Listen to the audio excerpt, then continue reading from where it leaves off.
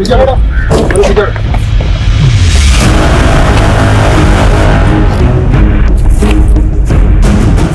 जिंदा है, सांसें चल रही हैं। तुरंत गाड़ी में डालो, हॉस्पिटल पहुंचाओ, क्विक।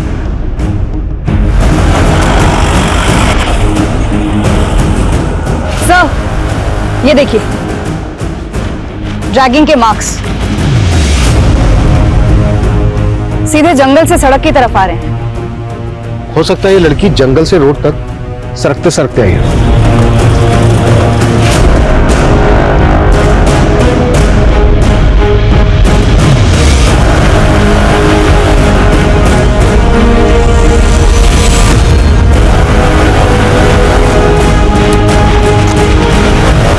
सर ड्रैगिंग के मार्क्स यहीं से शुरू होते हैं, इसके आगे कहीं भी ड्रैगिंग के मार्क्स नहीं है।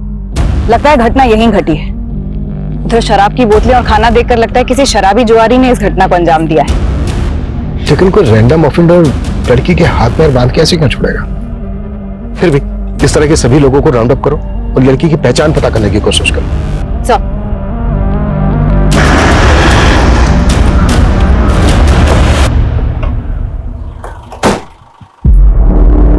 सर लड़की की कंडीशन बहुत ही क्रिटिकल है।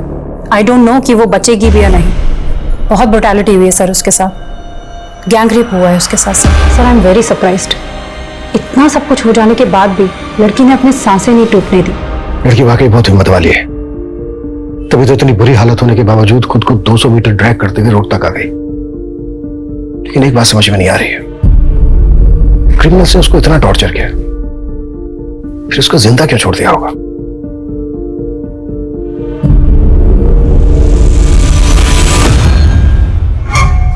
ए लड़की, ए चल निकल, छोड़ दिया तुझे, जा जा।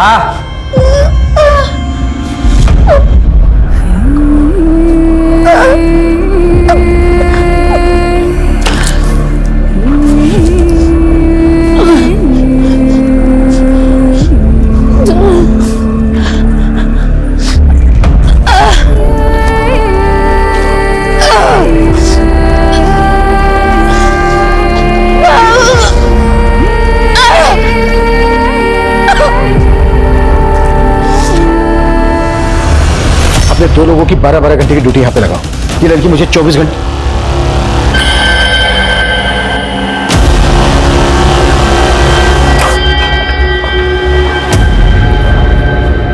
सिस्टर, इनका हाथ ऐसे ऐसे सीधा करना है। राकेश फोटो लो।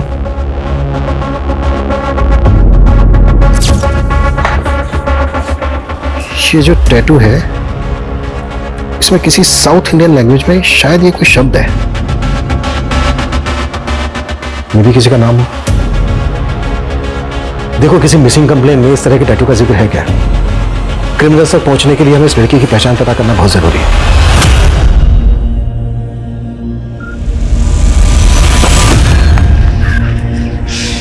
पापा का सपना था कि तू स्कूल की कबड्डी टीम में चुनी जाए, लेकिन अब हाल ये है कि स्कूल का फीस नहीं भरा तो स्कूल से नाम कट जाएगा। भैया क्यों ना हम पढ़ाई के साथ साथ कोई और काम ढूंढ ले? बाबा का सपना भी तो पूरा करना है। हम दोनों मिलकर माँ का हाथ बटाएंगे।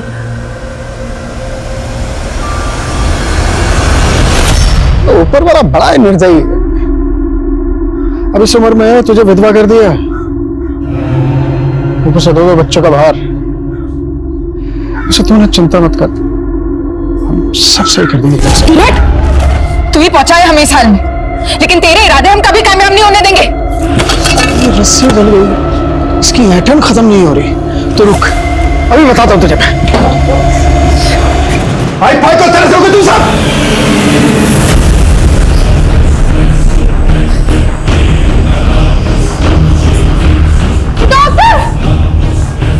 क्या हुआ? तुम इंजेक्शन रेडी करो फटाफट।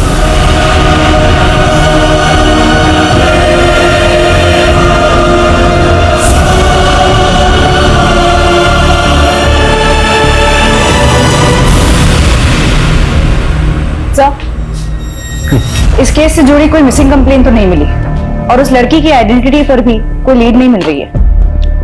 मैंने पता किया उस लड़की के हाथ में जो टैटू है वो कन्नड़ में वेंकट लिखा है। हो सकता है किसी आदमी का नाम हो जो उसके बहुत अजीज हो। सर हो सकता है वो लड़की कर्नाटका से यहाँ आई। मानसी एक काम करो, उस लड़की की फोटोग्राफ साउथ इंडिया के पुलिस हेडक्वार्टर्स में सर्कुलेट करो। Yes doctor. व्हाट? कोमा में चली गई?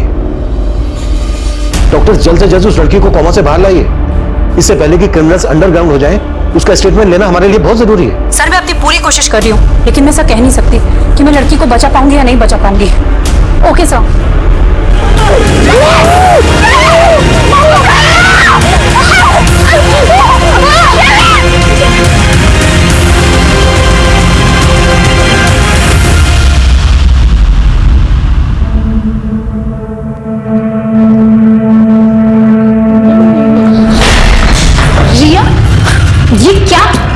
ये क्या किया तूने? कहा था ना तुझे अपनी बेटी को काम पर मत लेके आना।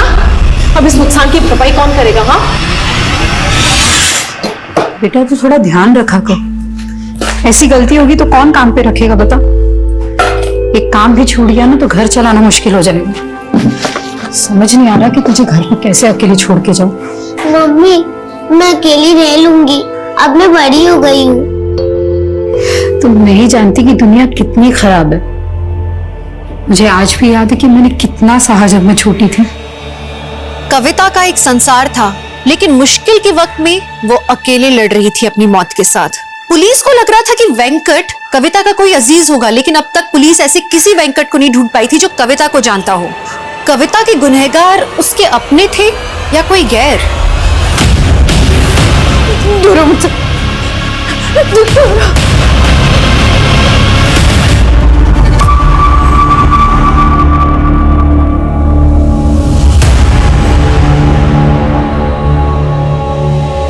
रिया बेटा उठो बेटा, कुछ खा लो। आ जाओ, उठो बेटा उठो। मुझे नहीं खाना, मुझे मम्मी के पास जाना है। रिया ऐसे रोते नहीं है, मैंने कहा ना मम्मी जल्दी आ जाएगी, कुछ खा लो। नहीं, आप रोज झूठ बोलते हो, मुझे मम्मी के पास जाना है। अच्छा एक काम करते हैं, मैं ना तुम्हें मोबाइल पर कार्टून दिखाती हूँ, फिर खाओगी।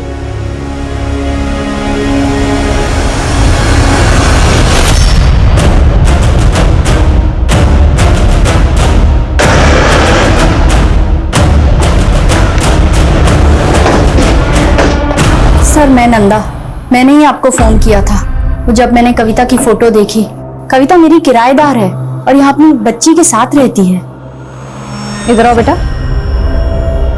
सर वो जब से कविता गई है तब से ही ऐसी डरी डरी सी ही रहती है। कविता का पति कहाँ रहता है? वो यहाँ नहीं रहता।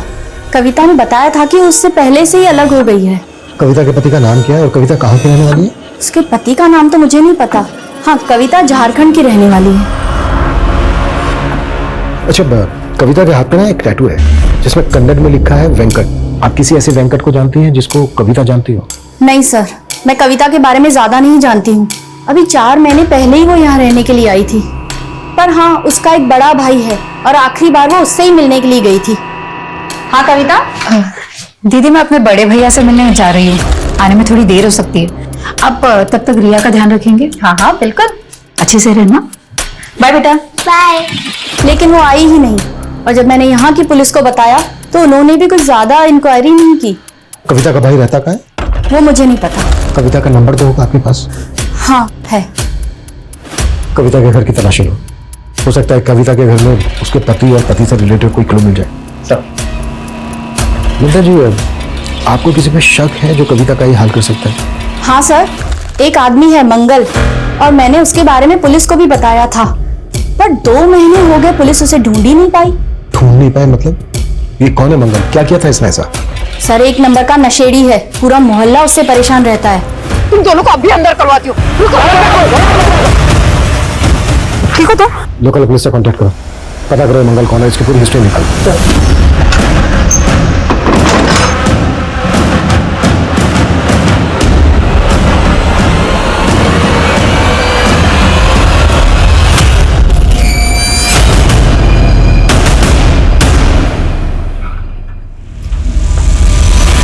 मम्मा, मम्मा,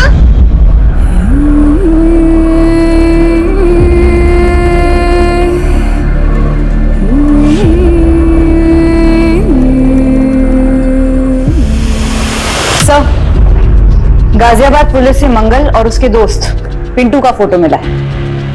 कविता के गायब होने पर नंदा ने इन्हीं दोनों पर आरोप लगाया था। मंगल,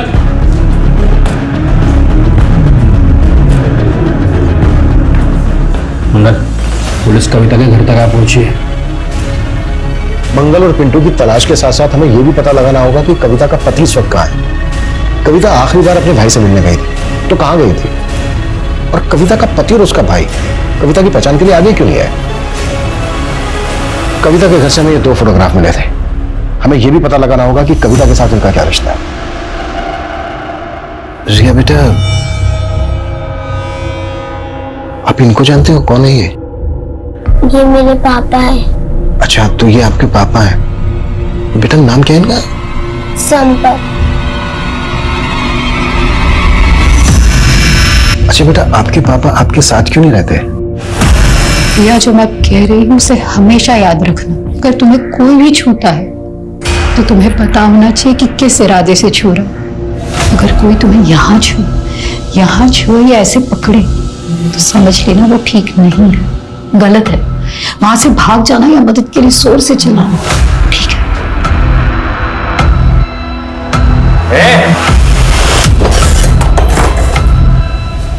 ये क्या ज्ञान दे रही है तू इसको? रिया, तुम अंदर जाओ। मैं तो रिया को अच्छा ही ज्ञान दे रही हूँ, लेकिन आप क्या सिखा रहे हो रिया को? शराब पीकर घर आते हो, बीवी के रहते हुए पराई लड़कियों पे आंखें काटते हो। रिया पे क्या असर पड़ रहा है, कभी सोचा है आपने? चुप कर। तुझे अगर मेरे से इतनी दिक्कत हो रही है ना तो छोड़ के चली जा। क्यों पड़ी है यहाँ? हाँ, जल्दी चली जाऊंगी। वैसे भी ऐसे माहौल में मैं अपनी बेटी को नहीं पालना चाहती। जबान लड़ाती है। अच्छा बेटा, जब आप अपने पापा के साथ रहती थी तो कहां पर रहती थी? वो भगवती नगर। भगवती नगर में बेटा कहां पर? आपको पता मालूम है?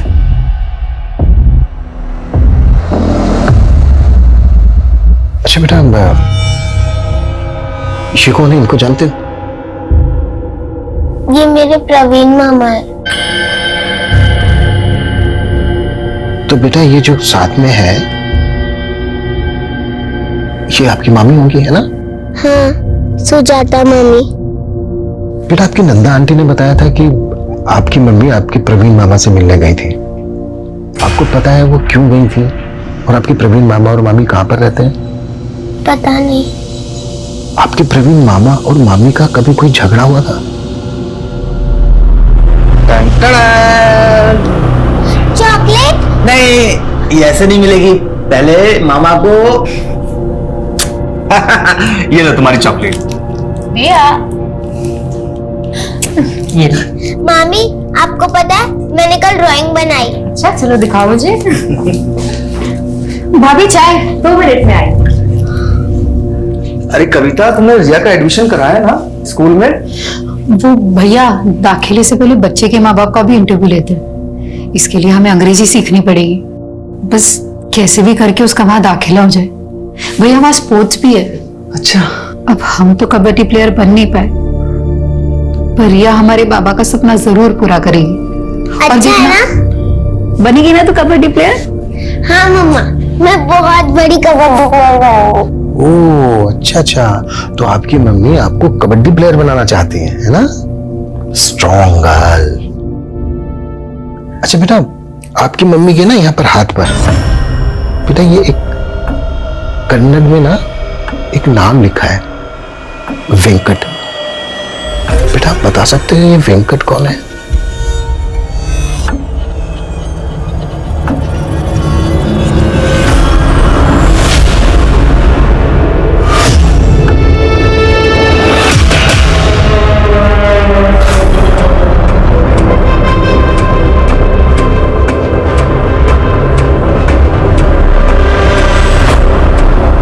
जी नमस्ते साहब, हम आपका जुगाड़ सेट कर दिए साहब। रात को पहुंच जाएगा आपके पास। जी साहब, हमारा भी ख्याल रखिएगा। सर, कविता का फोन 7 अगस्त को मीरा बाग में स्विच ऑफ हुआ और कविता हमें 11 अगस्त को डीवी कॉलोनी की बैक रोड पर मिली। पॉसिबल है 7 अगस्त से लेकर 11 अगस्त तक लगातार कविता को टॉर्चर किया जा रहा हो। अच्छा, कविता के कॉल रिकॉर्ड्स में कविता के पति संपत, उसके भाई प्रवीण और वेंकट का नंबर मिले क्या? इनके नंबर्स तो नहीं मिले, लेकिन सुजाता का नंबर मिला है। सुजाता ये कविता के भाई प्रवीण की वाइफ? Yes sir. सर ये नंबर पुरानी बस्ती मोहल्ला नीमसराय के एड्रेस पे रजिस्टर्ड है। एक और बात सर, सुजाता का नंबर 7 अगस्त को मीराबाग में स्विच ऑफ हुआ और अभी तक बंद है। सुजाता और कविता का फोन एक साथ एक लोकेशन पर स्विच ऑफ होना, ये कोइंसिडेंस नहीं हो सकता। सुजाता से अच्छे से पूछताछ करनी होगी। और रिया ने हमें बताया कि जिया अपनी माँ और पिता संपत के साथ भगवती नगर में रहती थी। एक काम करो, भगवती नगर में संपत का फोटो सर्कुलेट करो, शायद संपत को लेकर वहां से कोई लीड मिल जाए। कविता और संपत 4 महीने पहले अलग हुए थे। पॉसिबल है ये संपत कविता के साथ इन 4 महीने से फोन कांटेक्ट में ना हो। कविता के 4 महीने पहले के कॉल रिकॉर्ड्स निकलवाओ, उसमें शायद हमें संपत, प्रवीण और वेंकट के नंबर मिल जाए। सर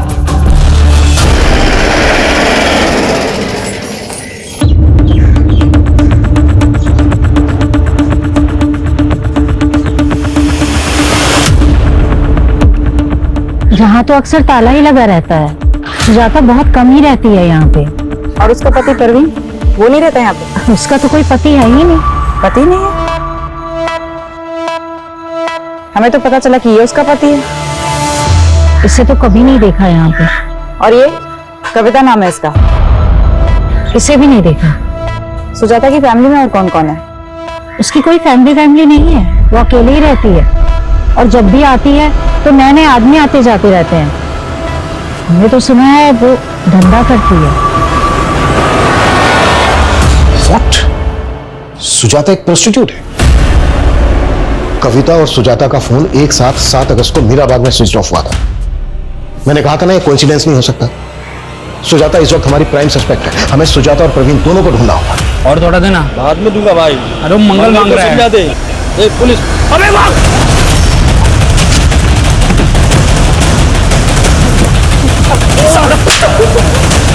ये बोल, कविता के साथ क्या क्या किया तूने और मंगल ने? अब मैंने कुछ नहीं किया कविता के साथ। वो मंगल ने कुछ किया होगा तो मुझे नहीं पता साहब। मंगल का है? मैं नहीं जानता साहब मंगल का है। जब तक ये मंगल का पता ना बता दे कुत्ता साले को। साहब मैं नहीं पता साहब। सर स्कॉच सर्विसेज के एक वेब पोर्टल पर सुजाता का फोटो मिला, ये देखिए। बुक करो इसे और ट्रैक करो। संपत के बारे में कुछ पता चला? सर उसके झारखंड वाले घर में भी ताला लगा हुआ है। झारखंड पुलिस से पूछा तो पता चला कि संपत दिल्ली के किसी बार में वेटर है, लेकिन कौन से बार में ये नहीं मालूम चला। तो मालूम करो संपत क्यों और किस मकसद से गायब है। कहीं ऐसा तो नहीं है कि वो इस केस का राजदार है?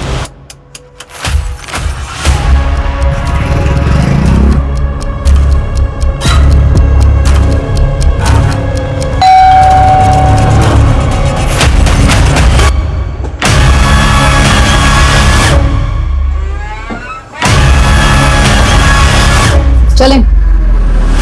नहीं सर, आप जिस नंबर की बात कर रहे हैं वो मैंने इस्तेमाल करती थी। वो तो कविता का भाई प्रवीण इस्तेमाल करता था सर। तो प्रवीण का है? सर मुझे नहीं पता कहाँ है वो। देखो हमें पता चला है कि तुम प्रवीण की वाइफ हो। हम तो सिर्फ अच्छे दोस्त थे, और प्रवीण तो किसी का पति बन ही नहीं सकता। क्यों? सर वो नामर्द है सर। प्रवीण नामर्द है? मैं झूठ नहीं बोल रही हूँ सर, इसीलिए तो वो सबसे अपनी पहचान छुपाता रहता था। लेकिन वो शुरू से ऐसा नहीं था सर, उसे नामर्द बना दिया गया था। मतलब? कविता और उसका परिवार झारखंड के एक छोटे से कस्बे में रहते थे।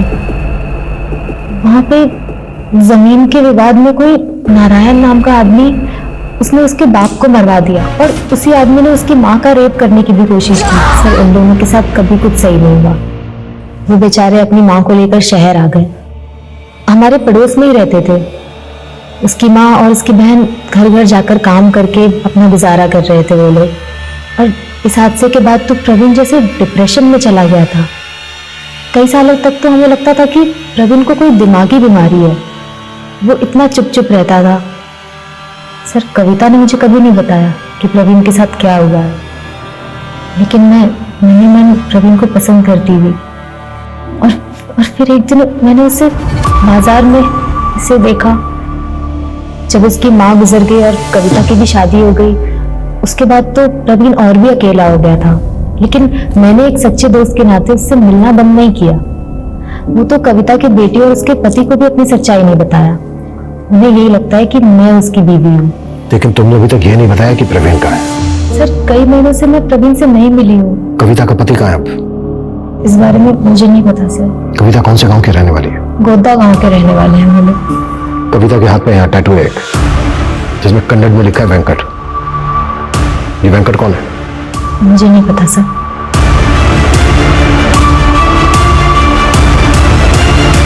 पता करो इस सुजाता की कहानी में कितनी सच्चाई है, या ये फिर अब भी हमें घुमा रही है। झारखंड पुलिस से कांटेक्ट करो। सर पल्लवी नाम की एक लॉयर है, कविता के बारे में कुछ बात करना चाहती है। पल्लवी? सर मैं वेकेशन पे गई थी, वापस आई तो पता चला कविता के साथ इतना सब कुछ हो गया। आप कविता को कैसे जानती हैं? मेरी क्लाइंट है वो सर। कविता क्लाइंट है आपकी? जी सर। कविता का रेप हुआ था सर, और वो चाहती थी कि मैं उसका केस लड़ूं। किसने किया था? रामबाग पुलिस स्टेशन के कांस्टेबल मुकेश ने सर। कविता उसके घर पे काम करती थी और इसीलिए कविता का रेप किया सर। पुलिस कांस्टेबल ने कविता का रेप किया था? जी हाँ सर, और उसके पति ने भी उस बेचारे का साथ नहीं दिया सर। ये आंसू बहा के मत दिखा। हाँ, क्या भरोसा, तू खुद सोई हो उसके साथ जाकर, और जब मन भर गया और लगा कि मुझे तेरे इस रिश्ते के बारे में पता चल जाएगा तो नाटक कर रही है। कैसे आदमी आप? मेरे साथ इतना सब गलत तुम्हारा मुझ पे इलाज लगा रहे। तो तेरी क्या आरती उतारूं मैं? चुप करके बैठ जा। और है ना, तू जानती है ना वो कितना पावरफुल आदमी है, कुछ नहीं कर सकती तू उसका। मैं चुप नहीं रहने वाली, चाहे आप मेरा साथ दे या ना दे, मैं इंसाफ लेके रहूंगी। तुम्हारा रेप हुआ 16 फरवरी को, तुम पुलिस स्टेशन पहुंची 18 फरवरी को। 2 दिन क्यों चुप रही कविता? मैं बहुत डर गई थी मैम। मुझे लगा कि मेरे पति मेरे साथ थाने चलेंगे, लेकिन मैं उस कांस्टेबल के बड़े साहब से भी थाने जाके मिली, लेकिन वो बोले कि मेरे मेडिकल रिपोर्ट वाले कहा कि मेरा रेप ही नहीं हुआ। तुम्हारा रेप होने के 2 दिन बाद तुम्हारा मेडिकल हुआ था ना, तो इसीलिए शायद मेडिकल रिपोर्ट में रेप कंफर्म नहीं हुआ होगा। और तुम आई भी तो मेरे पास रेप होने के 1 महीने बाद। तो क्या आप भी मेरी मदद नहीं करेंगे? उसकी आंखों में सच्चाई थी सर। ये केस मेरे लिए भी काफी मुश्किल था, पर मैंने तय कर लिया था कि मैं कविता का केस लड़ूंगी। आप जो ये कह रही हैं, आपके पास कोई एविडेंस है? इससे बड़ा क्या सबूत होगा सर? जब से मैंने कविता का केस लिया मुझे धमकियां मिल रही हैं। देख वकील, कविता का केस छोड़ दे, अगर उसका केस लड़ा ना तुझे रेप करके काट देंगे हम। कौन थे वो लड़के? उन दोनों की शक्ल नहीं देख पाई सर, दोनों ने हेलमेट पहन रखा था। पर हाँ, मैंने बाइक का नंबर नोट किया सर, क्रॉस चेक भी किया मैंने आरटीओ से, नंबर प्लेट फेक था सर। मुझे यकीन है सर, ये दोनों भेजे हुए गुंडे ये मुकेश के ही थे। आज कविता भले ही कौमा में है सर, लेकिन मैं उसकी लड़ाई जारी रखना चाहती हूँ। आपसे बस यही उम्मीद है कि कविता को इंसाफ दिलाते टाइम आप ये नहीं देखेंगे कि आरोपी आप ही की तरह एक पुलिस वाला है। आखिरी बार बोल रही हूँ, इसे काम पे मत लेके आना। अरे इतना अच्छा शोपीस तोड़ दिया, देखो तो। बच्चे क्यों डांट रहे हो तुम? है छोटी सी चीज तो तोड़िए। तू टेंशन मत ले, चाय बना के ला मेरे। जी सर।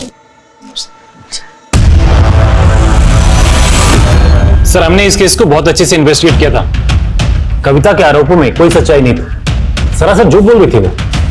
कहीं ऐसा तो नहीं है कि तुम कांस्टेबल मुकेश को बचा रहे हो? सर, मैं किसी को नहीं बचा रहा हूं।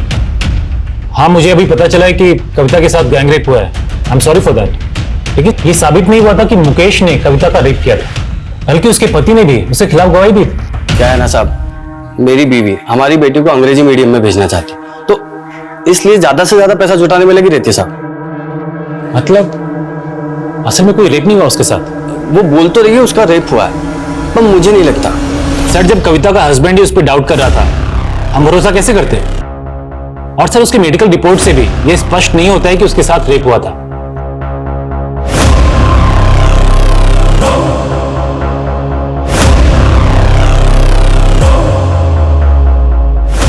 नहीं सर, ऐसा नहीं है जैसा आप कह रहे हैं। सर दरअसल क्या है कि कविता की बेटी ने हमारे घर में एक कीमती सामान तोड़ दिया। मेरी बीवी उदिता ने उसकी बेटी को डांट दिया। बस सर इसी खुंदक में उसने मुझे बदनाम करने की कोशिश की। लेकिन उसके पति ने तो स्टेटमेंट दिया है कि वो ये सब करके तुमसे पैसा वसूल करना चाहती थी। कहीं ऐसा तो नहीं है कि वो स्टेटमेंट देने के लिए तुमने उसके पति को खरीद लिया था? सर मैंने ऐसा ना तो किया है और ना ही मेरे खिलाफ कोई ऐसा आरोप साबित हुआ है। इनफैक्ट मैं तो छुट्टी लेके चला गया था जब ये इन्वेस्टिगेशन शुरू हुई थी, ताकि इन्वेस्टिगेशन अच्छे तरीके से हो जाए। और फाइनली सच्चाई निकल कर आई सबके सामने और मुझे मेरी वर्दी वापस मिल गई। पर उसने कसम खाई थी तुम्हारी वर्दी उतरवाने की। वो भी कोर्ट में जाना चाहती थी तुम्हारे खिलाफ। कहीं ऐसा तो नहीं है कि इसी डर की वजह से तुमने? सर मैं अभी भी रेडी हूं। आप जो इन्वेस्टिगेशन करना चाहते हैं कर लीजिए, और अगर कोई भी चीज मेरे खिलाफ आती है तो मैं सजा पाने के लिए भी तैयार हूं।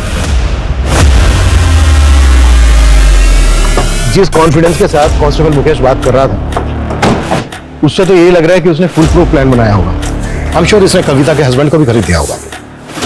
सर हो तो ये भी सकता है कि कांस्टेबल मुकेश ने मंगल की रंजिश का फायदा उठाकर ये कांड करने के लिए उसका इस्तेमाल किया। सर कविता का फोन मीराबाग में ही बंद हुआ था और सर उसी दौरान वहां की पुलिस को एक किन्नर की लाश मिली थी। सर इसका फोटो है, लेकिन सर इस लाश का चेहरा कविता के भाई प्रवीण से हूबहू मिलता है। और सर प्रवीण भी तो किन्नर ही था। इसका मतलब सिर्फ कविता ही नहीं, बल्कि कविता का भाई प्रवीण भी क्रिमिनल्स के टारगेट पे था। जी सर, सुजाता ने हमें जो इन्फॉर्मेशन दी थी वो भी सही थी सर। 12 साल पहले कविता के पिता सुबोध की हत्या हुई थी, जिसका प्राइम सस्पेक्ट नारायण ही था। लेकिन सर पुलिस को नारायण के खिलाफ कोई सबूत नहीं मिला था। पर क्या 12 साल पुराने उस हादसे का इस केस से कोई कनेक्शन हो सकता है? शक के आधार पर पुलिस नारायण को भी इन्वेस्टिगेट कर रही थी। 12 साल पहले हुए गुनाहों से ज्यादा उसने मौजूदा वक्त में बर्बरता देखी। जिंदगी के अलग अलग पड़ावों में उसने ज्यादतियों के पहाड़ ढोए हैं। बचपन में उसकी मासूमियत पर वार किया गया और शादी हुई तो पति की घरेलू हिंसा का वार किया गया। बेटी को अच्छी शिक्षा देने के लिए उसने काम शुरू किया तो उसकी अस्मिता पर वार किया गया। क्या उसे किसी भी मोड़ पर इंसाफ मिलेगा? इस बात को नहीं झुटलाया जा सकता कि उसके साथ गैंग रेप हुआ था और उसका शरीर ही नहीं, अब उसकी आत्मा भी चोटिल थी। उसकी बची कुछ ही सांसें भी इंसाफ के लिए गुहार लगा रही थी, लेकिन इंसाफ की लड़ाई जारी रख पाना अब उसके लिए बहुत मुश्किल नजर आ रहा था। क्या उसके गुनहगार उसके अटूट हौसले से भी ज्यादा ताकतवर थे? राकेश, 7 अगस्त को कविता को अपनी किस पार्टी के पास भेजा था तूने जिसने उसका यह हाल किया? साहब मैं मानता हूं मैं गलत आदमी, ये लड़कियों का धंधा करता हूं, पर साहब मैंने कविता के साथ कुछ भी गलत नहीं किया। कांस्टेबल मुकेश से कितने पैसे लिए तूने? साहब मैंने कोई पैसे नहीं लिए साहब। तो तुझे यकीन था कि कविता का रेप नहीं हुआ? आप तक यकीन नहीं था, पर अब लग रहा है बहुत बुरा हुआ उसके साथ साहब। लेकिन मैं इसमें शामिल नहीं हूँ साहब। सच बोलो, महाकसम साहब। वेंकट कौन है? वेंकट? हाँ वेंकट, कविता के हाथ पे कन्नड़ में लिखा है वेंकट। कौन है ये? हाँ साहब, वो कविता के कलाई पे साउथ इंडिया भाषा में कुछ लिखा तो था, पर साहब मुझे नहीं पता वो वेंकट लिखा था साहब। साहब वो बोली थी वो शादी के पहले का लिखा था, उसकी माँ के साथ कर्नाटका गई थी तो मंदिर के बाहर गुदवाया था। ये मंगल तेरे रैकेट का हिस्सा है ना? मैं नहीं जानता साहब किसी मंगल को।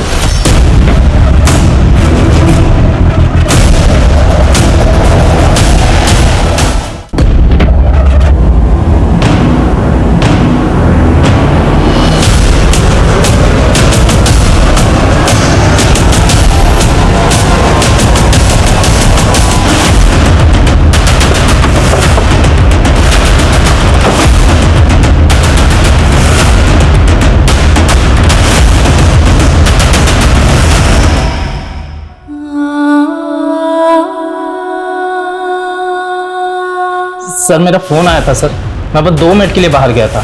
इतने में समझ नहीं आ रहा कौन अंदर गया। तुम्हारे इस फोन और 2 मिनट के चक्कर में एक इंसान की जान चली गई। सीसीटीवी फुटेज निकलो। सर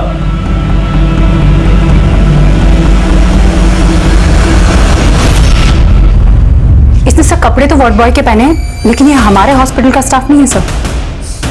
इस आदमी की फोटो हर जगह सर्कुलेट करो, पता करो ये कौन है। हॉस्पिटल के बाहर का सीसीटीवी फुटेज भी चेक करो ये आदमी कहां से आया, किस डायरेक्शन से आया और किस डायरेक्शन में भागा। क्विक!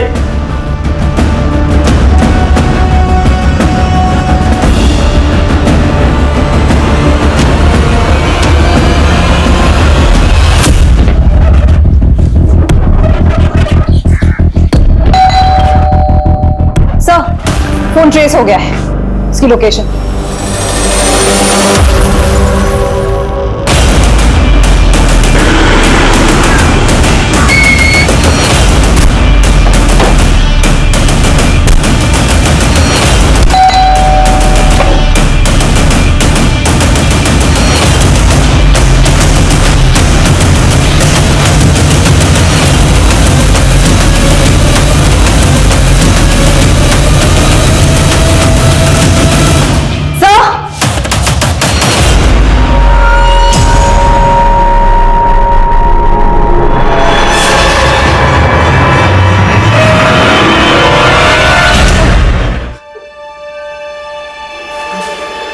चलो हो जाओ शुरू। मुझे बताता हूँ सर, बताता हूँ सर। पहले हमने उसके भाई को मारा।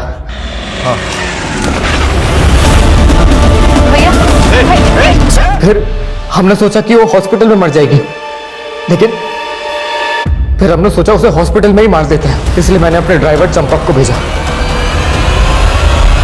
और ये सब तुमसे पल्लवी ने करवाया ना? हाँ। मैं नहीं जानती इसे। दो लड़कों ने आपको जान से मारने की धमकी दी थी ना? हाँ, जरा ध्यान से देखिए, हो सकता है उन्हीं में से कोई एक हो सकता है। हाँ, ये हो सकता है। सर एक बात है कि पल्लवी मुझे कुछ ठीक नहीं लग रही है। एक काम करो, उसका फोन सर्विलेंस पे डाल दो। हेलो। पुलिस तुम्हारे ड्राइवर का फोटो घुमा के ढूंढ रही है। ज्यादा देर जिंदा नहीं रहना चाहिए, वो मार के गायब करो उसे। तुम इतनी भी चालाक नहीं हो कि हमें घुमा सको। क्यों, क्या है सब? मैंने ये कविता का रेप केस ये सोच कर लिया था कि अगर मैं ये पुलिस कांस्टेबल मुकेश को सजा दिला देती हूँ तो बहुत जल्दी पॉपुलर हो जाऊंगी। लेकिन जैसे जैसे मैंने इसका केस स्टडी किया तो पता चला कविता को बेकसूर साबित करने के लिए इस केस में तो कुछ है ही नहीं, न गवाह ना सबूत। सोचा लैक ऑफ एविडेंस के चलते अगर मैं ये केस हार गई तो करियर बर्बाद हो जाता मेरा, इसलिए मैं उस कविता को टालने लग गई थी। मैडम आप इतने दिन से बोल रही है कि कोर्ट में अर्जी फाइल करेंगे, लेकिन अभी तक कुछ किया नहीं। हाँ तो टाइम लगता है ना कविता। लेकिन मुझे अभी आप पे भरोसा नहीं है। मैंने जो आपको फीस के पैसे दिए थे वो आप वापस कर दीजिए। प्योर ना जाके किसी और को दिखाना, जा नहीं करते तेरे पैसे वापस, निकल चल। मुझे मालूम था आप यही बोलेंगी, इसलिए मैंने आपका वीडियो निकाला, ये देखिए। आप देखना कि मैं क्या करती हूँ। मैंने तो उसे यही जताया कि मैं उससे डर गई हूँ। उसे बोला अपने सारे पैसे आके लेके जा। लेकिन काम वाली बाई मेरे चेम्बर में घुस के मुझे आंखें दिखा रही थी, मुझसे बर्दाश्त नहीं हुआ। मैंने उसे मीरा बाग बुलाया और बोला आके अपने पैसे लेके जा। फिर मैंने अपने बॉयफ्रेंड गुलशन को भेजा, उसने उसे वहीं से उठाया और एक वकील के पेशे को बदनाम किया है तुमने, और तुम्हें इसके लिए जरा भी पछतावा नहीं है।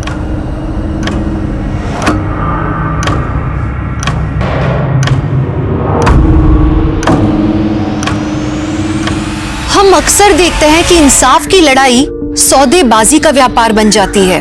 सच को अक्सर मक्कारी से दबा दिया जाता है, जो हमारे मन में कानून के लिए अविश्वास पैदा करता है। यही वजह है कि पल्लवी से धोखा खाने के बाद भी कविता ने कानून का दरवाजा नहीं ठकठकाया और उसके बाद उसके छल में फंसकर अपनी जान गंवा दी। लेकिन कविता का इंसाफ आज भी अधूरा है। मंगल तो पुलिस की गिरफ्त में आ गया, लेकिन मुकेश आज भी सलाखों के पीछे नहीं पहुंच पाया। कविता का अंत इसलिए भी दर्दनाक है क्योंकि उसकी बेटी रिया इतनी छोटी सी उम्र में अकेली हो गई।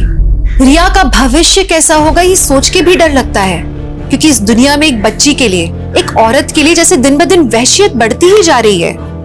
लेकिन नहीं, अब और सहन नहीं करेंगे।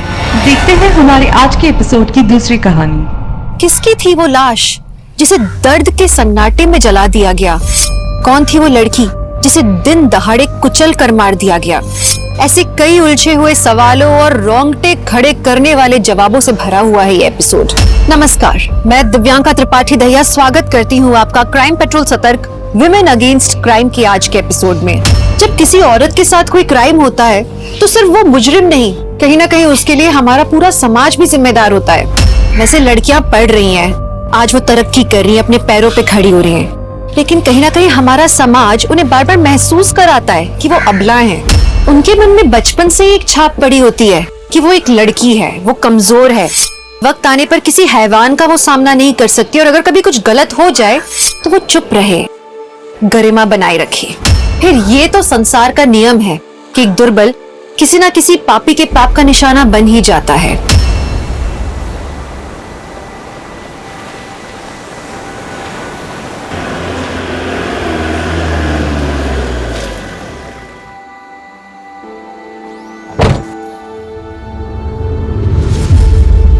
नमस्कार।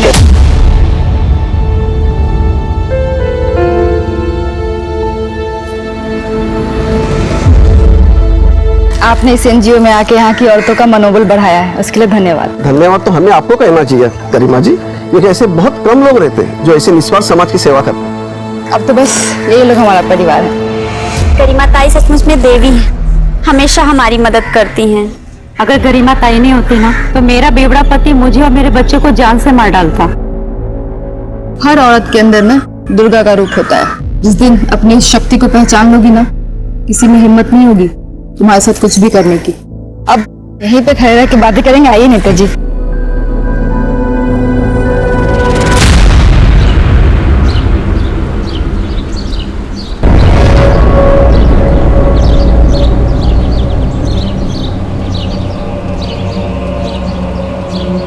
माल लोड करवाओ। क्या करती है? ऐसे नहीं।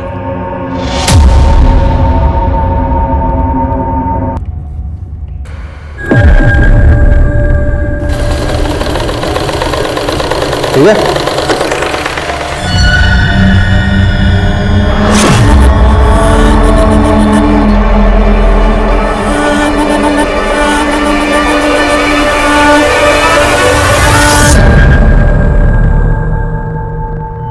और प्रताप, उस गारमेंट फैक्ट्री के बारे में कोई अपडेट? सर काफी टाइम से नजर बना के रखा हूँ उस गारमेंट फैक्ट्री पर, लेकिन वहाँ कुछ टेढ़ा काम होता हुआ नजर नहीं आ रहा सर। और काम इतना सीधा होता तो तुम्हारी जरूरत ही नहीं पड़ती। नजर बनाए रखो और खबर देते रहो। ठीक है सर।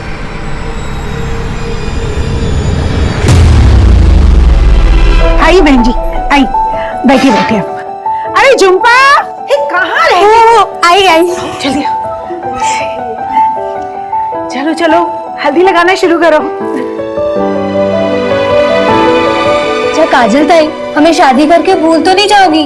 चल अरे ऐसे कैसे भूल जाएगी? हम भूलने थोड़ा देंगे, और वैसे भी तुझे तो इसके साथ दहेज में भेजेंगे।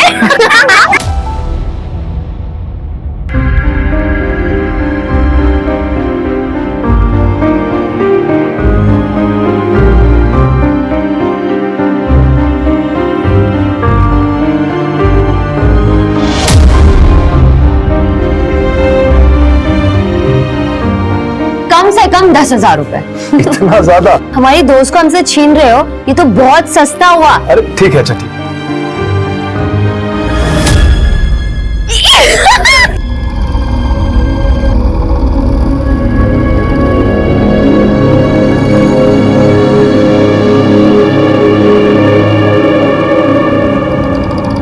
इतने ज्यादा रुपए देने की क्या जरूरत थी?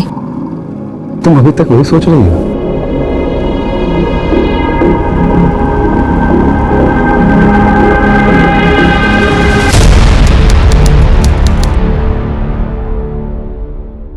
तो तुम ही बताओ ना, कैसे करूं मैं ये सब मैनेज? यार तुम्हारा ये क्या रोज का नाटक है? क्या चाहिए तुम्हें? खुशी चाहिए, सुकून चाहिए। ये जो पैसे उधर उधर बर्बाद करते हो ना, घर में लाके दो ना। मेरी भी जरूरत है, मुझे भी घर चलाना होता है, मेरे अपने भी शौक है। अरे तो वही तो पूछ रहा हूँ, क्या चाहिए तुझे? गर्मी में ना जान जलती है मेरी। एसी चाहिए घर में, साफ पानी पी सकूं उसके लिए फिल्टर चाहिए। कुछ ज्यादा तो नहीं मांग रही हूं ना मैं तुमसे। देख, मैं जितना कर सकता हूँ उतना कर रहा हूँ तेरे लिए। तुझे बहुत दिक्कत है ना, जा अपने आई के घर। काजल बेटा, 2 बर्तन साथ में होंगे तो खनक तो उठेगी ना। अरे निखिल ने तुझसे गुस्से में कह दिया कि आई के पास चली जा। इसका मतलब ये तो नहीं ना बेटा कि तू अपना घर पति सब छोड़ के आ जाएगी। मम्मी निखिल मेरा बिल्कुल भी ख्याल नहीं रखते। मम्मी पत्नी हूं ना उनकी जिंदगी में क्या हो रहा है जानने का हक है ना मुझे। वो कितना कमाते हैं, कहाँ खर्च करते हैं, कहाँ उड़ाते हैं, मुझे कुछ भी नहीं बताते। अब तुम्हें बताओ कैसे चलाऊंगी घर में? बेटा सब ठीक हो जाएगा, तू चिंता मत कर। काजल, काजल, काजल,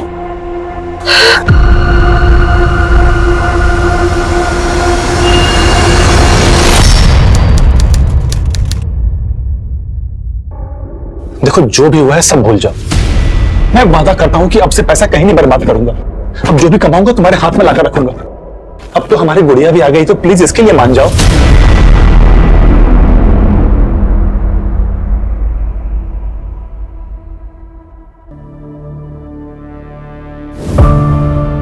अरे कैसी तू?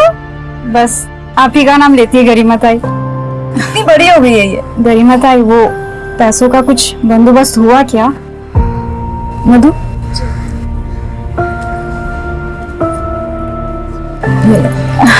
धन्यवाद ताई। खूब पढ़ाओ इसे। जब एक आदमी पढ़ता है ना तो सिर्फ अपनी जिंदगी सुधारता है, लेकिन जब एक औरत पढ़ती है तो पूरे समाज को सुधारती है। किसी भी बात की टेंशन मत लेना तुम। ठीक है?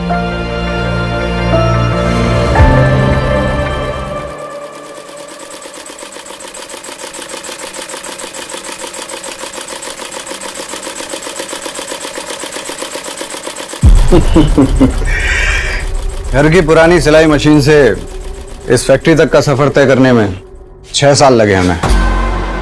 इस जगह ने बहुत सारे लोगों को रोजगार दिया है, उपलब्धि है अपने आप में। आइए आगे देखते हैं, आइए।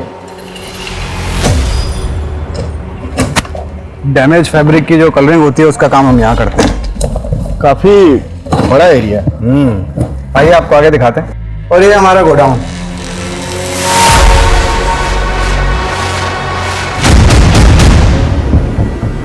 यहाँ क्या है दरअसल? ये तो बस स्टोर रूम है। देख सकते हैं क्या? अरे इसमें देखने के लिए कुछ नहीं है, आप आइए ना, मैं आगे दिखाता हूँ।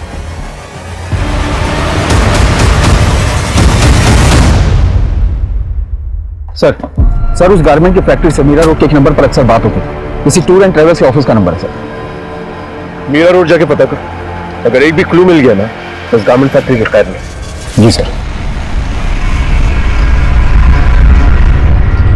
मुझे कुछ समझ नहीं आ रहा, मैं क्या करूं? मुझे तुमसे मिलना है।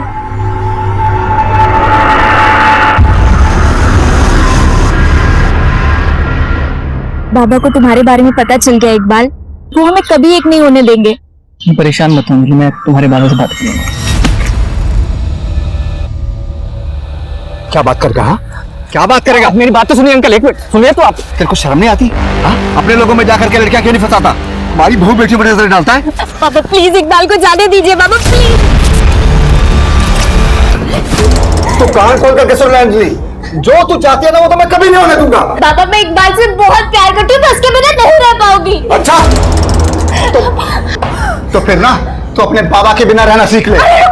छोड़ अंजू, छोड़िए, रुक जाइए। बोल रहा हूँ छोड़। आज मैं सारा किस्सा ही खत्म कर देता हूँ। जब मैं नहीं रहूंगा ना उसके बाद इसका जो मन चाहे वो करे। नहीं बाबा मत कीजिए, मत कीजिए, आप जो कहेंगे मैं वही करूंगी। रुक जाइए, आप जो कहोगे मैं वही करूंगी। दर्पण भाई, मेरे तो कुछ भी समझ में नहीं आ रहा है कि मैं क्या करूं। आप ही कुछ कीजिए, अब हमारी इज्जत आप ही के हाथ में है। फिक्र मत कीजिए नंदन भाव, आपकी इज्जत हमारी इज्जत, काम हो जाएगा।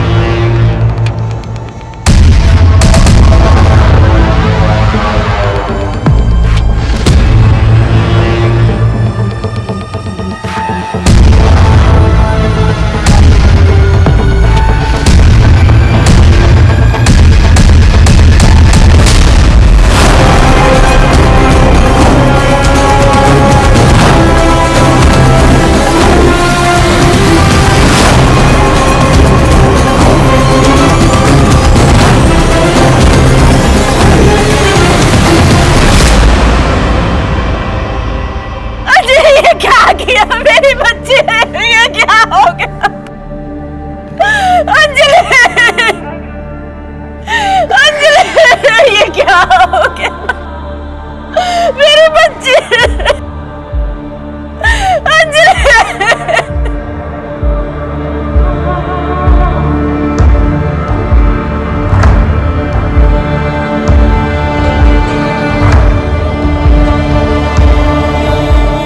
आखिर वो कौन सा नाग था जिसने अंजलि की दुनिया को डस लिया था?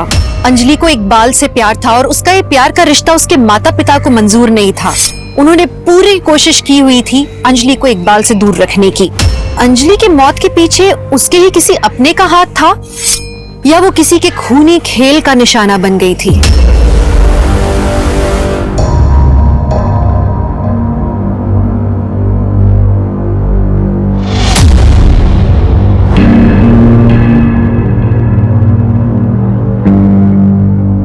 भी करो, मैं और ज्यादा बर्दाश्त नहीं कर सकती। मैं तुमसे और ज्यादा अब दूर नहीं रह सकती।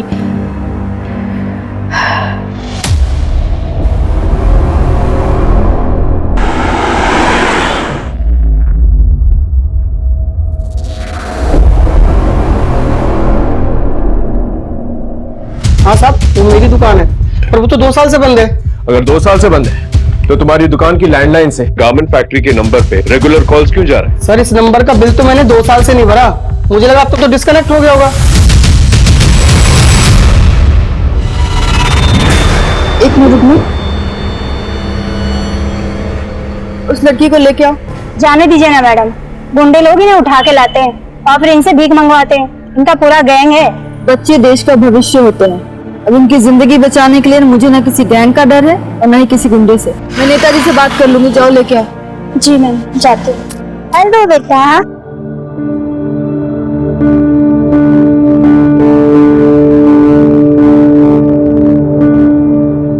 क्या नाम है तुम्हारा? श्रद्धा। अच्छा, आओ बैठो।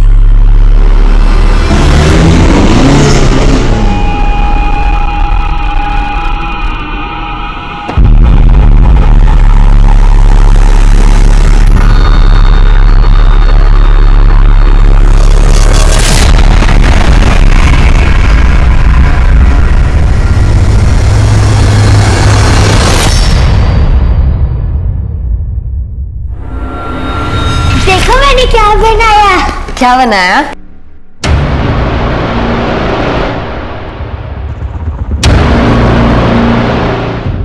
मेरी कुछ समझ में नहीं आ रहा खुशी में क्या करूं। मैंने कभी नहीं सोचा था कि निखिल ऐसा कुछ करेगा। तू परेशान क्यों होती है? सब ठीक हो जाएगा और तू जब तक चाहती है यहाँ रह सकती है। कब तक मैं तेरे ऊपर बोझ बनी रहूंगी? मुझे अपना भी तो कुछ करना होगा ना खुशी। देख, तू जाना चाहती है तो जा, मैं तुझे रोकूंगी नहीं, पर कम से कम हीना को तो मेरे पास छोड़ दे। मेरी भी तो बेटी है ना।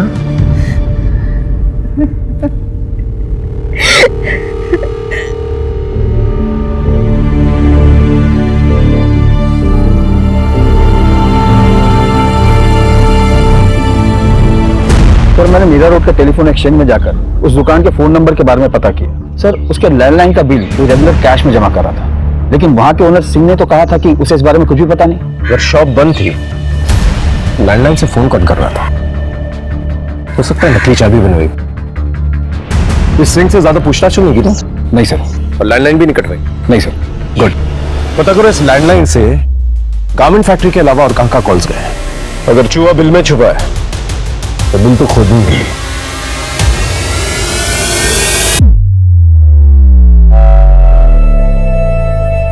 अरे किधर गई? पकड़ लिया। चल अच्छा। तुम्हारे आ जाने के बाद ना इस शैतान की शैतानियां और बढ़ जाती है। मम्मी, मैं आपको मेरा ड्राइंग दिखाऊं? हाँ, संभाल कर। तू कैसी है? ज्यादा परेशान तो नहीं करती ना? बहुत परेशान करती है, लेकिन मुझे एक बात बताना, अगर बेटी अपनी माँ को परेशान नहीं करेगी तो किसे परेशान करेगी? थैंक यू खुशी। अगर तू नहीं होती ना तो पता नहीं मैं क्या करती। मैं गुमसुम काजल से गरिमा ताई कभी नहीं बन पाती, लेकिन मैं यहीं तक रुकने वाली नहीं हूँ।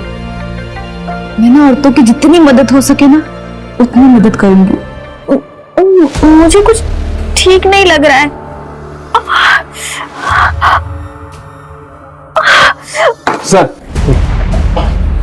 Sir, Singh tour and travel की लैंडलाइन से इन कुछ नंबरों पर बहुत बार कॉल आते थे। और सर पिछले हफ्ते में इस नंबर से बहुत बार बातें हुई थी। किसका नंबर है? सर कोई कौशल किशोर है, छोटी मोटी ट्रांसपोर्ट कंपनी चलाता है। उस कौशल किशोर के बारे में पता कर। जी सर।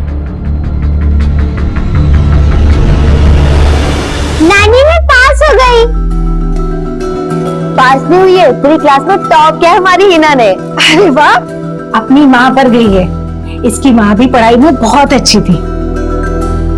अच्छा फोन रखती हूँ।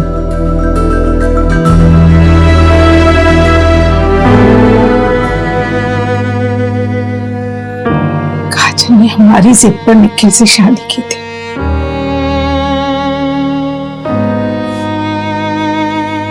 लेकिन वो निखिल तो राक्षस निकला।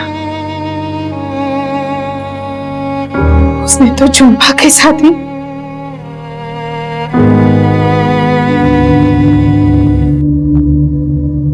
झुम्पा, तुझे कितनी बार कहा है खाना टाइम से खा लिया कर। होता है, बस ये साफ कर लूं। अच्छा चल ठीक है। और ये हिना ना रात भर सोती है ना सोने देती है। अब जाके सोई है तो मैं सोचती हूँ थोड़ी सी झपकी मैं भी मार लूं। निखिल आने वाले होंगे, तुम वो खाना खिला देना। होता है। चल। और तू भी खा ले जल्दी। होता है।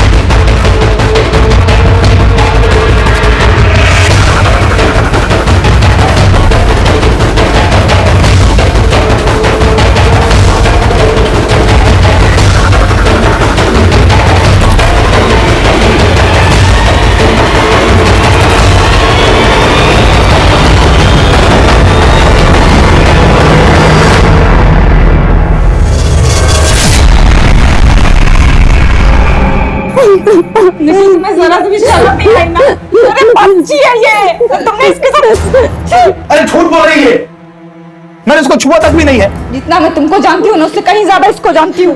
तुम मुझसे झूठ नहीं बोल सकते निखिल। तुम उसको जानो, लेकिन मैं इस चक्कर में नहीं पड़ सकता। मैंने इसके साथ कुछ नहीं किया है, बस।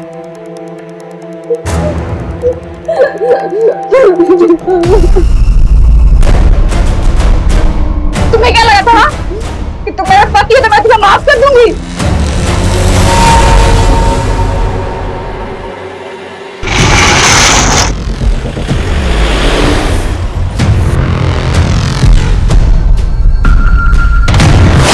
सर ये वो यही ट्रक है। गाड़ी चेक करो। ये सर। क्या है गाड़ी में? कुछ नहीं सर। चल दिखा दिखा दिखा। उधर बॉक्स में देखो।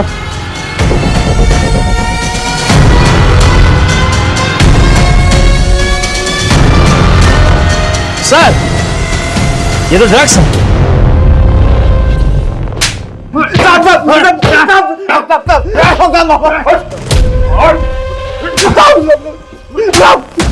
ड्रग्स की स्मगलिंग कर रहा था ना?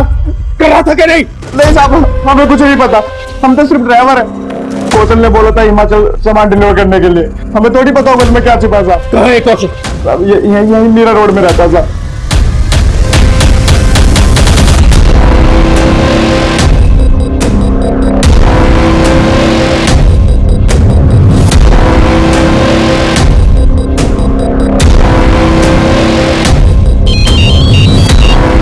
क्या वो? सर वो निकल गया। पुलिस के लिए उस गारमेंट फैक्ट्री से जुड़ा कोई भी राज ढूंढ पाना अब नामुमकिन सा हो गया था। लेकिन कहते हैं ना कि पाप का घड़ा कभी ना कभी भर ही जाता है। उस गारमेंट फैक्ट्री का सच पुलिस के सामने शायद आने ही वाला था अब।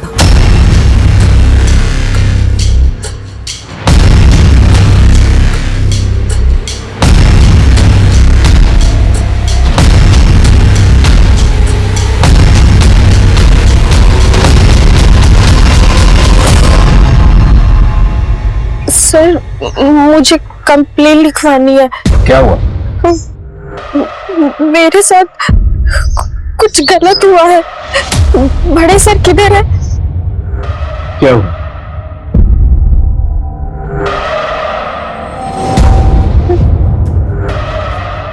मैं प्रेग्नेंट थी, मेरा मिसकैरेज हो गया। लॉज ने आपके साथ कुछ किया? नहीं सर, मैं उस दिन उषा नगर वाले गारमेंट फैक्ट्री में गई थी।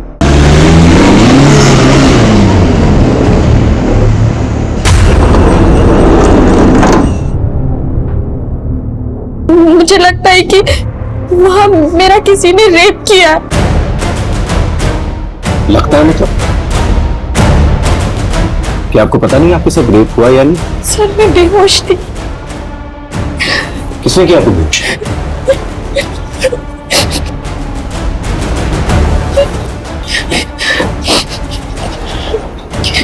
देखिए डरिए मत, जब तक आप हमें खुल के नहीं बताएंगे हम आपकी मदद नहीं कर पाएंगे। सर मेरे पति यूएस रहते हैं, अभी 5 महीने पहले ही गए। वहां जाने के बाद वो सारी चीजें अरेंज करने वाले थे, इसलिए मैं इंडिया में ही रुक गई। सर उनके जाने के बाद मुझे पता चला कि मैं प्रेग्नेंट हूँ। मैंने 5 महीने तो कैसे तैसे निकाल लिए, लेकिन बाद में मुझे लगा कि हमारा पहला बच्चा है, हम दोनों को साथ होना चाहिए। मीनल छुट्टी बिल्कुल भी नहीं है, और अगर मैं इंडिया आया तो नौकरी चली जाएगी। सर मैं अपने पति के पास जाना चाहती थी, मैं बहुत परेशान हो गई थी, बहुत परेशान हो गई थी। तुम यहाँ नहीं आ सकते, लेकिन मैं तो वहाँ आ सकती हूँ ना। अरे अभी अभी तो तुम्हारा यूएस का वीजा रिजेक्ट हुआ है। तुम प्लीज बात तो करो उससे। ठीक। क्या हुआ? किससे बात करने के लिए कहा था आपके पति ने? गारमेंट फैक्ट्री वाले दर्पण से।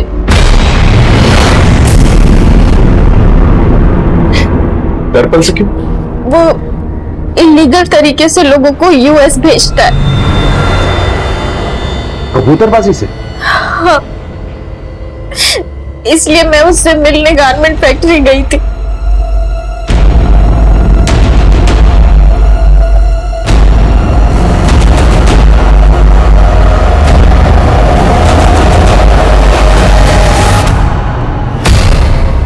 आप पक्का इस हालत में वहां जाना चाहती हूँ?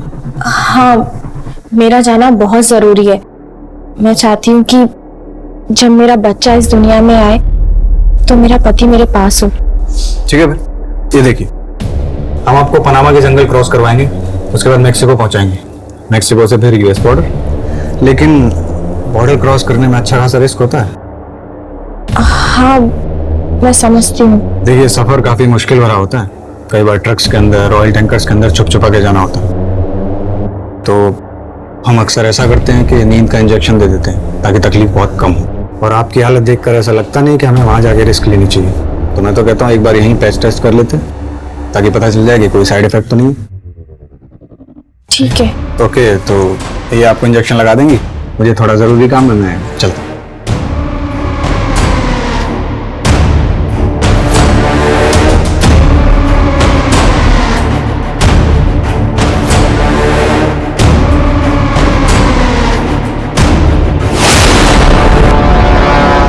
सर वहां मेरा रेप हुआ और दूसरे दिन मेरा मिसकैरेज हो गया। मुझे कुछ ठीक नहीं लग रहा है। मिन्नल क्या क्या हुआ?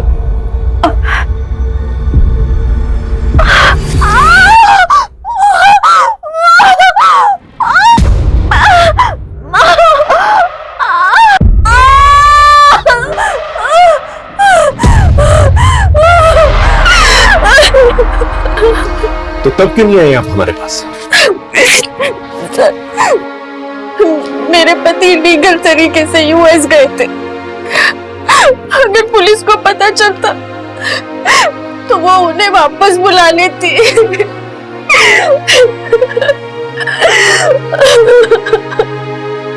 कहते हैं गलत काम का गलत नतीजा होता है, लेकिन मृणाल के पति की गलती की सजा इतनी बड़ी होगी उसने सोचा नहीं था। मृणाल की शिकायत के बाद पुलिस ने उस गारमेंट फैक्ट्री का पूरा सच जानने की कोशिश की, लेकिन उनके हाथ कुछ भी नहीं लगा।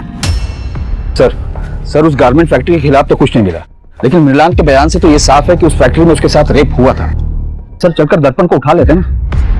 लेकिन ये साबित कैसे करेंगे कि मृणाल का रेप वहां पर हुआ था? लेकिन सर उस फैक्ट्री में कबूतरबाजी होती है, इस बिना पर रेड तो डाल सकते हैं वहां पे। कबूतरबाजी के लिए हम लोग वहां पर रेड भी मार लें, लेकिन बाकी जो इलीगल एक्टिविटीज होती है उसे कैसे साबित करेंगे? ये मत भूलो कि मृणाल का रेप वहां हुआ था और मृणाल एक वाहिद लड़की जिसने उस गारमेंट फैक्ट्री के खिलाफ जो है कंप्लेंट की है। सबसे पहले तो उसका पति फंसेगा क्योंकि वो इलीगली यूएस गया था। पहले इस गारमेंट फैक्ट्री के खिलाफ सारे सबूत इकट्ठा कर लें, फिर action. I am very sorry sir, मैं जानता हूं कि मैंने गलत किया है। गलती की सजा तो जरूर मिलेगी। गलती की सजा तो मुझे मिल गई है सर। दर्पण ने तुम लोगों को कोई डॉक्यूमेंट दिया था? कोई भी डॉक्यूमेंट, टिकट वगैरह? नहीं सर, हमारे हाथ में तो उन्होंने कुछ भी नहीं दिया था सर। हम 5 लोग एक साथ गए थे, उनमें से एक ही बंदा था जिसके हाथ में सब कुछ था। पैसे कैसे दिए थे उसे? सब पैसे सब कैश में दिए थे। और दर्पण के बारे में किसने बताया था तुम लोगों को? नंदन भाऊ ने।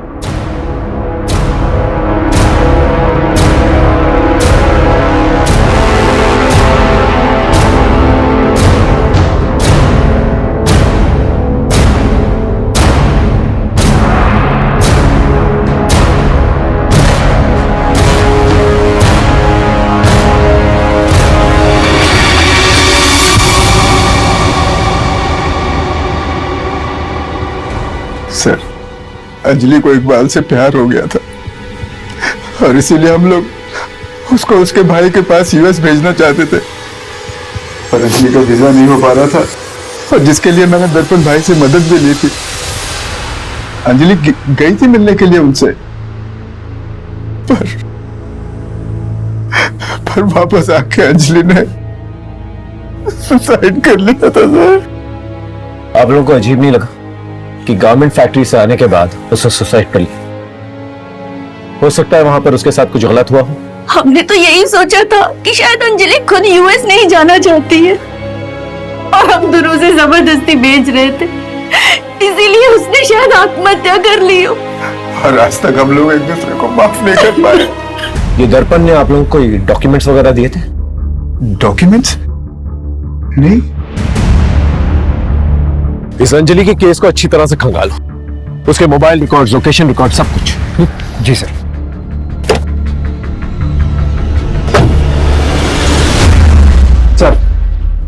सर अंजलि ने गारमेंट फैक्ट्री जाने से पहले इकबाल को 4 बार कॉल किया था और रात को तकरीबन 10 बजे इकबाल ने अंजलि को 12 कॉल किए थे, जिसमें से एक ही रिसीव हुआ था। और कुछ?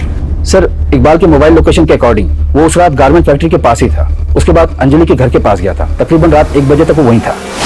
इकबाल, क्या हुआ था उस रात को? अंजलि का पीछा कर रहा था ना? तो 12 मिस कॉल दिए थे तुमने, सच सच बोलना। सर मैं अंजलि से बहुत प्यार करता था सर। उस दिन अंजलि का कॉल आया था मेरे पास। मैं तुम्हारे बिना नहीं रह सकती, मैं यूएस नहीं जाना चाहती, प्लीज कुछ करो। अंजलि तेरे घर वाले हम एक साथ नहीं रहने देंगे, चल बाहर चलते हैं। ठीक है। अंजलि अपना सब कुछ छोड़कर मेरे साथ चलने के लिए तैयार थी सर। हमने प्लान किया था कि वो फैक्ट्री से सर सीधा मेरे पास आएगी। सर मैंने टिकट्स बुक कर लिए थे दिल्ली की तरफ, सब रेडी था सर। मैं गारमेंट फैक्ट्री के बाहर उसका वेट करता रहा सर, वो आई नहीं सर। उसके बाद मैंने इतने सारे उसे कॉल्स भी किए थे सर। लेकिन उसने तुम्हारा एक ही कॉल रिसीव किया। क्या कहा था उसने? हेलो। अरे अंजलि कहाँ हो तुम? लेट हो रहे, ट्रेन का टाइम हो रहा है। इकबाल, मैं तुम्हारे लायक नहीं रही। मैं तुम्हारे लायक नहीं रही। अंजलि हुआ क्या?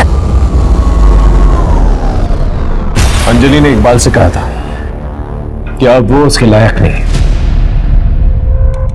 इसका मतलब गारमेंट फैक्ट्री में उसके साथ कुछ ना कुछ गलत जरूर हुआ था। नहीं, दर्पण भाई ऐसा कुछ गलत कैसे कर सकते हैं? कर भी सकते हैं। इनफैक्ट एक लड़की आई है हमारे पास रेप कंप्लेंट लेके, और 5 केसेस हैं हमारे पास जिनका लिंक कहीं ना कहीं उस गारमेंट फैक्ट्री से है। आप लोग सिर्फ कंप्लेन कीजिए, अगर उसने किया है नहीं किया है हम उससे दिलवा लेंगे।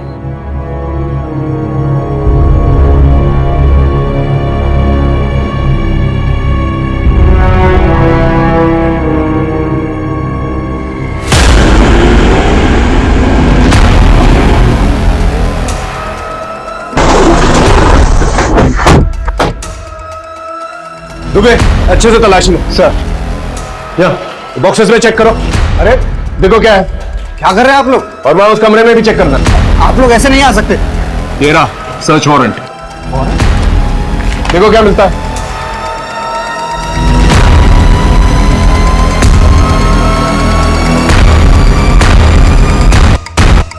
सर सर यहाँ कबूतरबाजी से रिलेटेड कुछ भी नहीं मिला। सर हाँ ये मिला।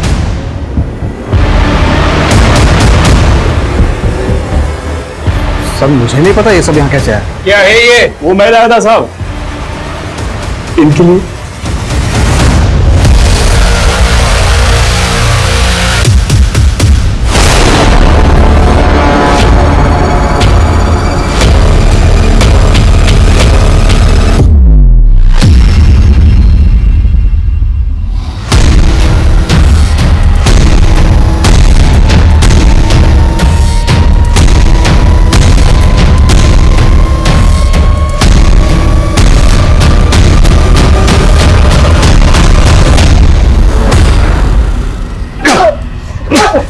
ड्रग्स की स्मगलिंग करता है। हाँ क्या मैं तो बस ट्रक भाड़े पर देता था।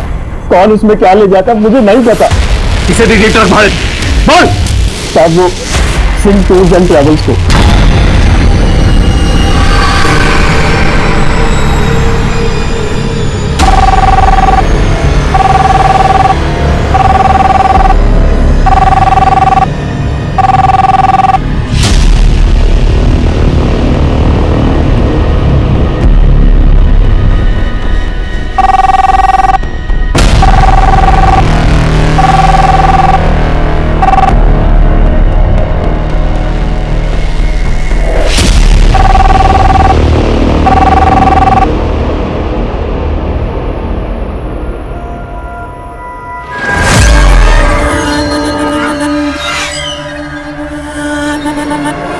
हेलो हेलो, मुझे यूएस जाना है।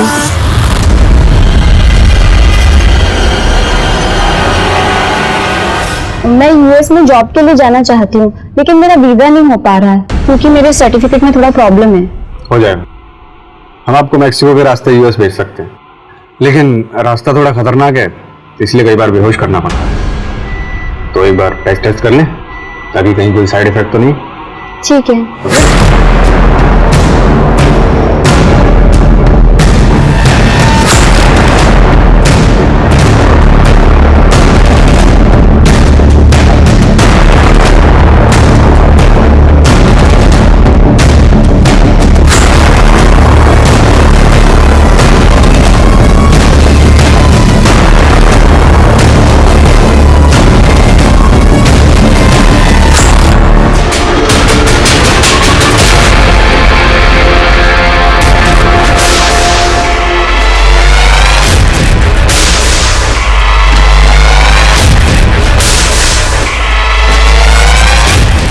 तो तुम हो जो लड़का बन के लड़कियों का रेप करती है और तुम्हारा पति दर्पण तुम्हारा साथ देता है। लेके जा सर।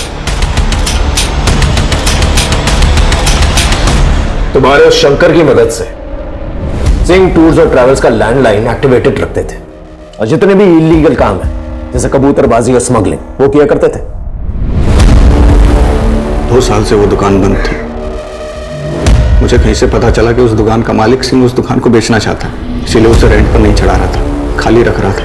वो प्रॉपर्टी के रेट बढ़ने का इंतजार कर रहा था, इसलिए हमने वहां से अपना काम करना शुरू कर दिया। वो छुपाने का कोई फायदा नहीं है। 7 फाइलें हैं मेरे पास और 5 केसेस और भी हैं। अभी से कुछ दिन पहले नम्रता नाम की एक लड़की जो तुम लोगों के गारमेंट फैक्ट्री में काम किया करती थी, हमने पता किया है वो गाड़ी तुम लोग की फैक्ट्री के नाम पर रजिस्टर्ड थी। एक्सीडेंट का केस बना, लेकिन जब हमने सीसीटीवी फुटेज देखा तो वो घबराकर किसी से भाग रही थी। तुम दोनों ही मारा है ना उसे? हाँ, क्योंकि उसने चंदा का खून होते हुए देख लिया था। कौन चंदा? एक अनाथ लड़की थी भिखारन, मैंने उसे अपने एनजीओ में रखा था। बहुत खूबसूरत थी वो। मेरा दिल आ गया था उस पर, लेकिन उसको पता चल गया था कि मैंने उसका रेप किया है, और वो मुझे धमकी दे रही थी कि वो मेरा ये राज सबको बता देगी, तो मैंने उसे मार दिया। और तुम्हारी वो जो पार्टनर है ना, उससे मिलके आए हम लोग।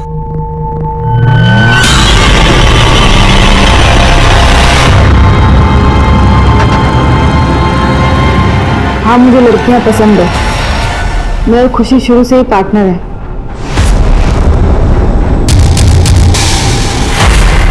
समाज को दिखाने के लिए तुम दोनों ने शादी की? हाँ, मेरे और खुशी के बीच में एक डील हुई थी कि शादी के बाद हम दोनों अपने अपने पति के साथ रहेंगे, लेकिन हमारा रिश्ता कायम रखेंगे। और तुम्हारा पहला पति निखिल? मैं उससे खुश नहीं थी। उसके बूढ़े माँ बाप गाँव में रहते थे, अपनी कमाई का आधा हिस्सा वो उनको भेजता था। और वैसे भी शुरू से मुझे झुम्पा पसंद थी।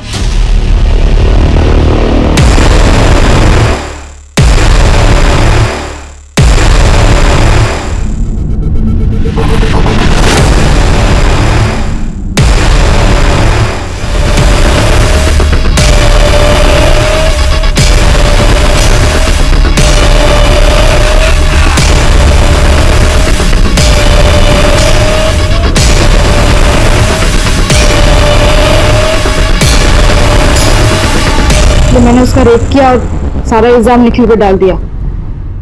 निखिल वो सदमा बर्दाश्त नहीं कर पाया, इसलिए उसने अपनी जान ली। और फिर तुमने दर्पण से शादी कर, क्योंकि दर्पण मुझे समझता है। अंजलि का रेप भी तुम नहीं किया? बोलो।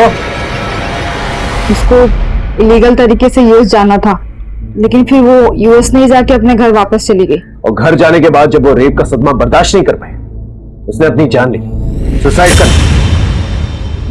शर्म आनी चाहिए तुम्हें। लोग तुम्हें देवी मानते हैं, तुमने एक राक्षस जैसा काम किया। क्या करूं सर, लड़कियों का शौक है मुझे। अब अपने शौक जो है ना, जेल में पूरे करो।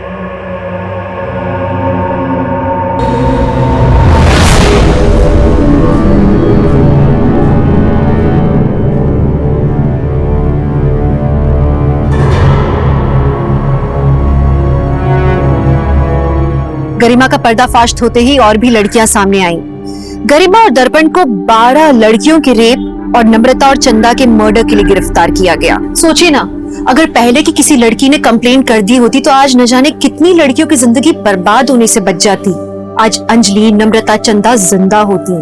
हमारा समाज कुछ भी गलत होने पर औरतों को ये क्यों सिखाता है कि अपने पर संयम रखो, कुछ मत बोलो, चुप रहो। ये सीख सबसे गलत है।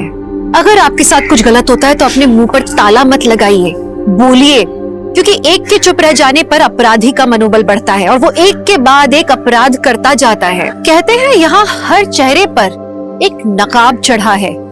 जो चेहरा बहुत मासूम सा लगता है, हो सकता है उसके पीछे एक बहुत ही शैतानी दिमाग छुपा है। कब, कहां और कैसे किसी को अपराध अपनी गिरफ्त में ले ले, कोई कह नहीं सकता। अगर हम एक बार भी गलत रास्ते पर चलने का निर्णय लेते हैं तो उसके बाद सब कुछ तय है कि गलत ही होता जाता है। इसलिए जरूरी है कि हमेशा हम कानून के दायरे में रह के सब काम करें, क्योंकि कानून का दायरा एक ऐसी लक्ष्मण रेखा है जिसे लांघने पर बदनसीबी का शिकंजा जिंदगी के गले पर कसता जाता है। तो चलिए, मैं दिव्यांका त्रिपाठी दहिया लेती हूँ आपसे विदा। फिर मिलूंगी एक नए केस के साथ। तब तक देखते रहिए क्राइम पेट्रोल, सतर्क, विमेन अगेंस्ट क्राइम। एक औरत पर वार, अब हर औरत का भार। जय हिंद। इस तरह के और भी एपिसोड देखने के लिए हमारे चैनल को सब्सक्राइब करें और बेल आइकन दबाना ना भूलें।